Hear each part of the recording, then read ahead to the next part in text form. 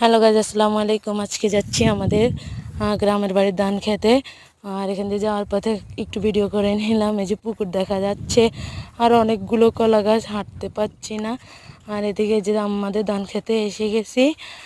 আর এই যে ধান খেতে ভিডিও সামনে আমার বোনের ছিল হাঁটতেছে। ওই যে ধান ক্ষেত খুব সুন্দর দেখা যাচ্ছে। আর অনেকগুলো কচু গাছ আছে এদিক দিয়ে। ফাইনালি আমরা ধান খেতে চলে আসলাম।